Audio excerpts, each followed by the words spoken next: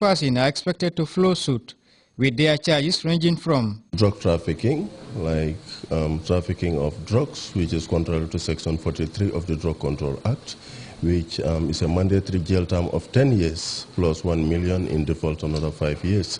And then some will also be charged for possession because their quantity is less than 2 kilos. And in fact, some of them are already put before the court, and then the prosecution will prove its case. They are alleged of being involved in drug trafficking, so we will go and prove our case beyond all reasonable doubt. Babukar Kamara, GRTS. The reappointment of Honorable Babuke Sonko as the APRC National Youth Mobilizer was celebrated at a ceremony held at the ruling party's bureau in Kanifing South. The event, as we hear in this report by Umunjai, brought together youths and other government dignitaries.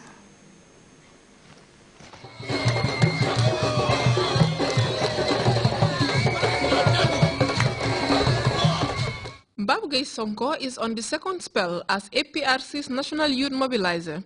His reappointment has received support from the party's faithfuls. I am very honored in the sense that the momentum of the APRC in 2011-2012 built up to the presidential elections and after the presidential elections to the National Assembly elections.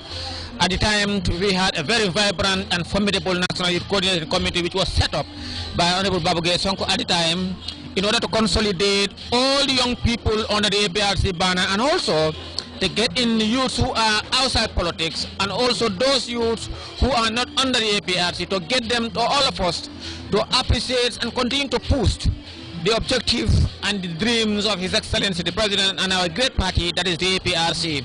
The nominated National Assembly member has been an active face in the party's drive to re-inject greater participation of youths in national development. His reappointment to the position of APRC National Youth Mobilizer is set to provide him with the chance to embark on that initiative. I think he will contribute immensely to the social development of this country, the party, and the youths. I'm very confident about his coming, that this is not his first time. He was then the National Youth Mobilizer before he was made National Assembly member. And again, he's back, and I think we can work together. He's somebody that I believe I can work with.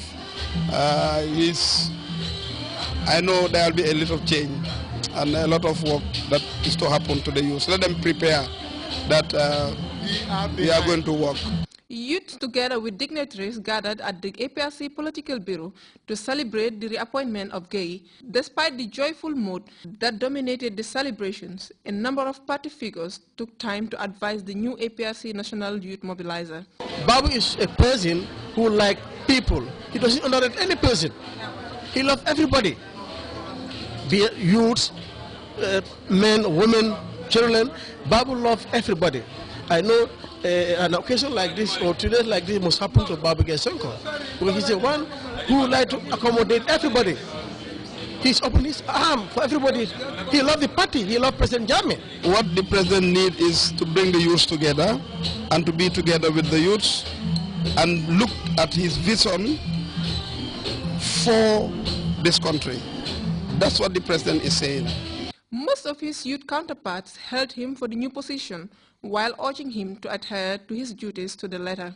The most important thing for now, particularly the young people of this country, the young people of the APRC, was to uphold the core value of the APRC, the principle and the objective, and also to uphold the ideology of His Excellency the President, who is the party leader and the chairman. What happens here today, definitely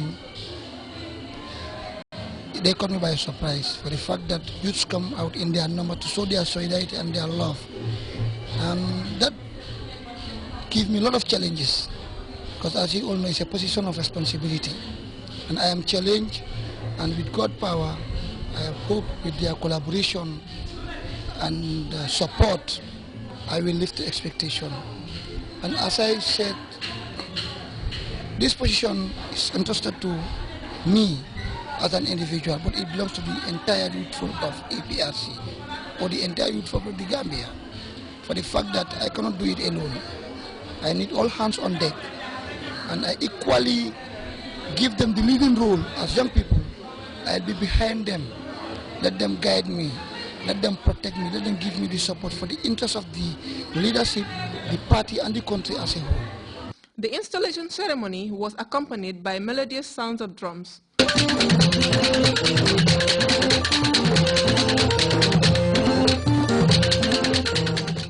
Uminjai, GRTS.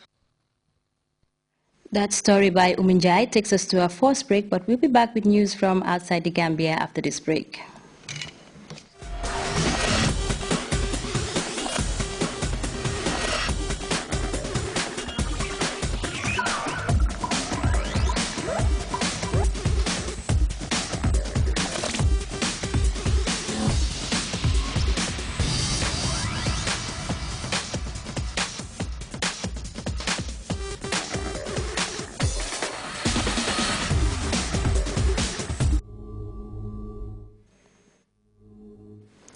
Welcome back. There has been a breakthrough in the crisis in Ukraine. The government has agreed to sign a peace accord with the opposition to prevent the violence from engulfing the entire country. As we hear in this report, President Yanukovych has agreed to hold early elections and transfer power to the parliament. Reached a turning point. After an all-night meeting with European foreign ministers and Russian representatives, Ukraine's President Viktor Yanukovych announced this morning that a settlement had been reached with the opposition. The President has initiated early presidential elections, a return to the 2004 Constitution, which will redistribute power in favor of the Parliamentary Republic. He will also begin the process of forming a government of national unity. But protesters in Kiev's Independence Square say they don't trust him. We shouldn't negotiate with Yanukovych. He is doing this to protect himself. He's talking again to European leaders, but the Ukrainian people want only one thing: his resignation. He has effectively declared war on this country. He won't respect the agreement. I have no confidence in what he says. That's why we have to keep up the pressure every day so that he respects this agreement. Support for President Yanukovych is eroding. Since Tuesday, at least 75 people have died in clashes between anti-government protesters and police.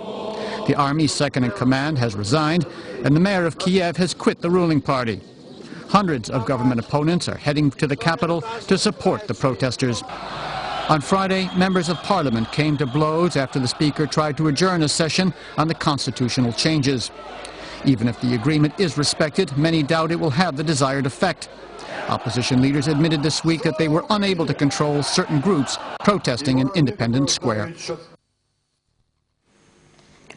Violent clashes continue in the Venezuelan capital, Caracas, as protesters vent their anger over the arrest of Leopoldo Lopez. The opposition leader is accused of inciting violence in the country by President Nicolas Maduro.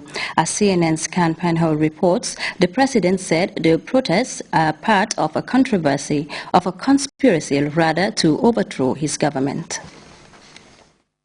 Protesters carry daisies as a sign of peace. Yet over the last 2 weeks, anti-government demos have turned deadly. We need help. That is the most important that we need in this moment. We need hope. On lampposts, stencils of fellow opposition students killed in clashes with pro-government supporters a week ago. These are the guys, the fallen from the 12th of February. In the center of Caracas, in the La Candelaria, the policeman that shoot these guys. Venezuela's socialist president Nicolas Maduro accuses opposition protesters of starting the violence and calls them fascists.